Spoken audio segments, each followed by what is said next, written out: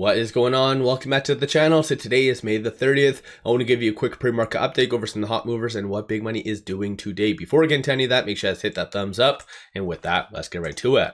So PCE just came out, and both month over month and year over year were lower than the forecast, so generally good stuff. So month over month came in at 0.1 versus 0.2 the forecast, and then year over year 2.1 versus 2.2. So pretty good stuff for that.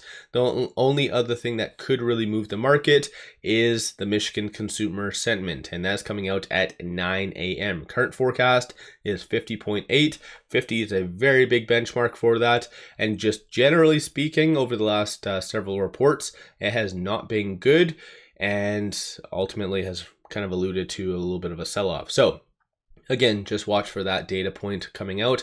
Trump also does have a press conference at 1:30 with Musk, so that could again kind of move the market, but most likely with Elon's presence there, he's kind of just going to be talking on maybe him taking a step back from politics and Doge and whatever else.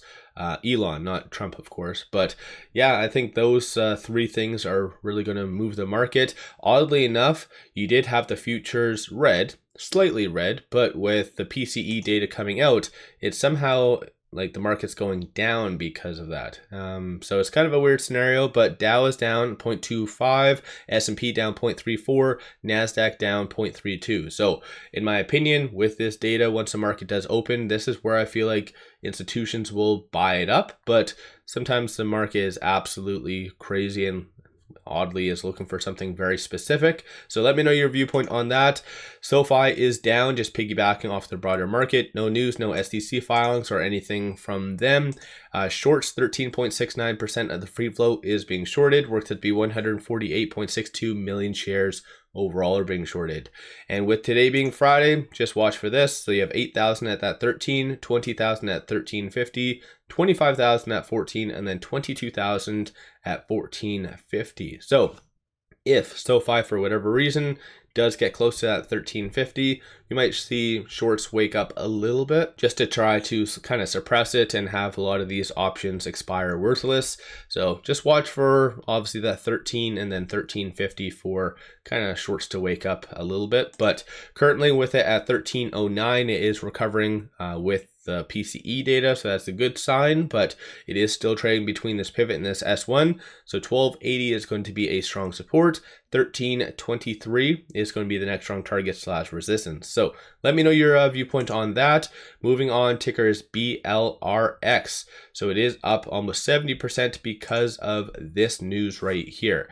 As I've mentioned in the past, biotechs are not really my forte, so this one kind of goes over my head, but ultimately this is why it is going up. It's not heavily shorted, so 0.01% of the free float is being shorted, so that's not going to be a big factor in my opinion. And currently on a technical standpoint, it is above all the key fib levels. So just watch for kind of the hold numbers to be strong support and resistance points. But moving on from here, you have ticker VVPR. The only news that they did put out causing it to go up like 20% today is more of a correction from the news that came out on May the 28th. So good stuff. May the 28th obviously caused it to go higher. And so I think they're just kind of piggybacking off of that. So that's kind of a good thing. But in my opinion, does it justify a 20% green day? Most likely not. It's just kind of bringing secondary awareness. But nonetheless, it seems to be a hype kind of component. So that's, if you're a day trader, this one will be one to kind of watch for.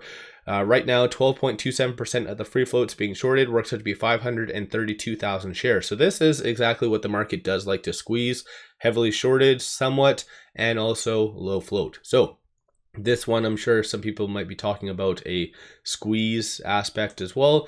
With it right now at 501, it is exactly on this R2. So 501 will be a key pivot. 593 is going to be the next strong target / resistance, and then 445 will be the next strong support. So just kind of watch for those, again, if you are day trading.